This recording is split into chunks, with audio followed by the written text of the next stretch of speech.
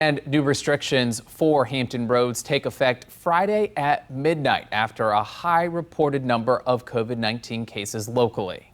Reporter Margaret Cavanaugh has more on how this is impacting local businesses. Stephen Rose has been in the event business for almost 25 years. We're probably 90% down on last year. That's 9-0. We spoke to him as he was driving to pick up this Airstream. The plan was to host weddings in an open field with plenty of space to social distance. Try to, generate some income, just trying to think outside the box. But the governor announced new restrictions yesterday because of high COVID cases in Hampton Roads. No booze sold after 10 p.m. Restaurants must close at midnight. Indoor dining will be at 50% capacity and no gatherings of more than 50. It was a backward move. We understand what he's trying to do. The restrictions hinder his wedding venue plans. And now with these decisions that he made yesterday, then we can't do that at this point because it's down to a 50-person max instead of 250. He says the pandemic has been devastating to those in the event business. It's a whole industry in the event world that's being crushed by this at all levels. That affects a huge amount of the economy. He also owns Spoken Art, a cafe in Williamsburg. The business caters to people on the 52-mile Virginia Capitol Trail. You can pull over and fill up your bike with air or even use some of the tools. You can also use their bathrooms that are always open. So a lot of people are using the trail and outdoor for exercise and getting out. So that's good that it's been helping the business there. The trail runs from Richmond to James City County. Stevens says he's trying to keep moving forward despite the setbacks. I take every day, one day at a time at this point because things change very rapidly. In Williamsburg, I'm Margaret Cavanaugh, News 3. Texas Congressman Louis Gohmert tested positive for COVID-19 just hours before flying to his home state with the president. Gohmert is reportedly often seen in the Capitol not wearing a mask or social distancing. He was scheduled to fly aboard Air Force One with President Trump to Midland, Texas for a fundraiser today. The senior Republican representative was tested for the virus in a pre-flight screening at the White House, which is where he got the positive result. Several staffers have been ordered to get tested before returning to work. Some of the world's richest and most powerful CEOs appeared before the House Antitrust Subcommittee today to address concerns of a lack of competition in the digital marketplace. Nancy Chen has our report. Best of your knowledge, information, and Four of the nation's most powerful CEOs appeared by video before lawmakers. Each rules a different type of technology empire, but all came under fire for their far-reaching power in the marketplace. As gatekeepers of the digital economy, these platforms enjoy the power to pick winners and losers, to shake down small businesses, and enrich themselves while choking off competitors. Facebook faces scrutiny for stifling competition and for allowing the spread of misinformation. CEO Mark Zuckerberg said it's not his job to be the arbiter of truth. Frankly, I think that we've distinguished ourselves as one of the companies that defends free expression the most. Lawmakers have been investigating business practices at the tech giants for more than a year, including Google, which is under fire for how it uses the dominance of its search engine. Ohio Republican Jim Jordan accused Google and the others of political censorship. I'll just cut to the chase. Big tech's out to get conservatives. Speaking for Apple, CEO Tim Cook defended the iPhone App Store, saying he encourages competition.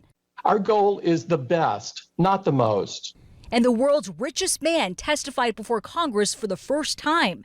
Amazon's Jeff Bezos shared his personal story. My dad's name is Miguel. He adopted me when I was 4. He said Amazon is just half the size of Walmart and a high-quality employer. Hundreds of thousands of jobs across 42 states. Amazon employees make a minimum of $15 an hour, more than double the federal minimum wage. Critics say the four tech giants, with their billions of customers, have created monopolies, behavior that could lead to new restrictions on their power in the digital marketplace. Nancy Chen, CBS News, New York. Breaking news now out of the News 3 newsroom. Police are telling us that a man is dead after a shooting in Norfolk. Look at the map where it happened just about an hour ago on West 29th Street. Officers say the victim died at the scene. We're working to gather more information. Look for updates on air and on WTKR.com. Unexpected packages are being mailed to Americans nationwide.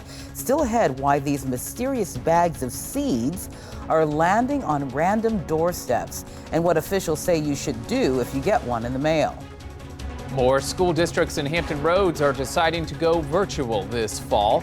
Coming up, what one teacher tells us parents and students can do to set up for success this coming school year. And if you're going to be heading out on the water tomorrow, it should be pretty tranquil for you with south winds 5 to 10 knots, 1-foot waves on the bay, 2-foot seas on the Atlantic coastal waters. But speaking of out on the water, we're tracking a potential tropical cyclone, how that storm could impact our weather just ahead. Many small businesses are struggling during this pandemic. However, businesses in Norfolk just received over $57,000 in grants from Verizon Wireless. Over 700 small businesses nationwide are receiving grants ranging from $5,000 to $10,000 in Verizon's hashtag Pay It Forward Live initiative. 5 Norfolk businesses made it to the final round of funding, including Hope School of Dance and Norfolk Croakers LLC. And you can see the full list on your screen. The grants help businesses meet payroll, pay rent, and other additional needs. Verizon has given $7.5 million in grants throughout this program. Best Buy is the latest store to announce it is closing on Thanksgiving Day. This follows in the footsteps of other retailers like Dick's Sporting Goods, Target, and Walmart. It comes as the coronavirus pandemic changes how customers buy goods, including shopping more online and less in store. Best Buy says it plans to offer its deals of the season earlier than ever. Well, federal authorities are looking into mysterious packages containing seeds that some people are receiving in the mail. In the last few months, residents in all 50 states reported getting the unexpected deliveries, mostly from China. Reporter Michael George has the story.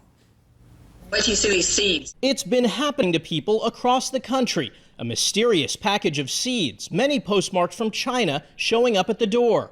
Shelley Duffy received this tiny package at her California home 2 months ago. I wasn't expecting anything, and inside it was just a tiny, like 1-by-1 clear package sealed, and it didn't look like seeds. Federal authorities are now investigating the packages.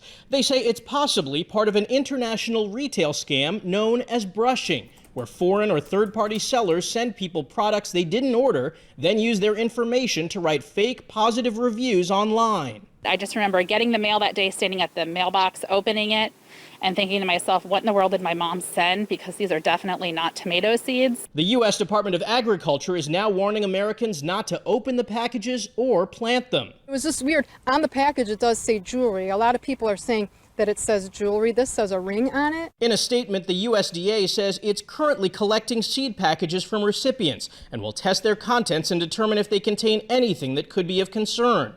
Don Robeson works for the Office of the Indiana State Chemist. China would have different diseases than we do in their plant culture. And those diseases we don't want introduced in the United States. When Shelley Duffy received her package, she reported it to her county's agriculture commissioner. Officials are urging other recipients to do the same and asking people not to throw away the seeds because of potential harm to the environment. Michael George, CBS News. A T-shirt campaign in Richmond is raising thousands of dollars for the Black Lives Matter movement. Coming up, meet the 11-year-old behind it all and what sparked her inspiration. We're back now with new details about traffic impacts from a crash we told you about earlier in this broadcast. Virginia State Police are investigating a deadly crash on I-64 near the Tidewater Drive exit in Norfolk. Right now, 2 lanes of traffic are blocked for the investigation, and as you can see, traffic is being diverted off of the interstate onto East Little Creek Road and Granby Street. You can see the significant backups that is creating, and we are told that traffic is very heavy along the feeder roads there. Now, if you're headed in that direction, you should choose another route. The city recommending Hampton Boulevard and Military Highway to get around the heavy volume of traffic in that area. We're going to continue to follow this and let you know as new information becomes available. Look for updates on air and on WTKR.com. Schools locally and around the country are figuring out if and how kids will return to the classroom this fall. A new survey is showing how stressful this uncertainty is for parents. A survey of nearly 700 parents shows 90% have concerns about the upcoming school year. Experts say there's an uncertainty of when and how long their kids will be wearing a mask. Also, 2 in 5 parents are concerned about their child's emotional health. Pediatrician psychologist Parker Hudson says the best thing to do is start having conversations early and often. What you know and what you don't know and how to prepare for that. What we'd like to see is that parents and schools are having more open communication about mental health. Researchers say now is the time to start preparing for the changes children will face if they do return. That includes having your kids practice wearing a face mask for short periods of time. Well, teachers now, they're talking candidly about the challenges they'll be facing this school year. With many local districts opting to start the school year with distance learning, one local social studies teacher shares with News 3 reporter Kofa Lasaki his vision of what a successful year will look like. September 8th, we need to be ready to go. Teachers, students, and parents are gearing up for a new school year and the inevitable challenges that come with it. We need to have our plans. As local school districts opt for distance learning during this pandemic, social studies teacher Christopher True says communication is key to virtual success. So if that student is struggling with something, they may not be telling their parent. We need to be reinforced. If you need help, don't be afraid to reach out to your teacher. He says communication between students and teachers is just as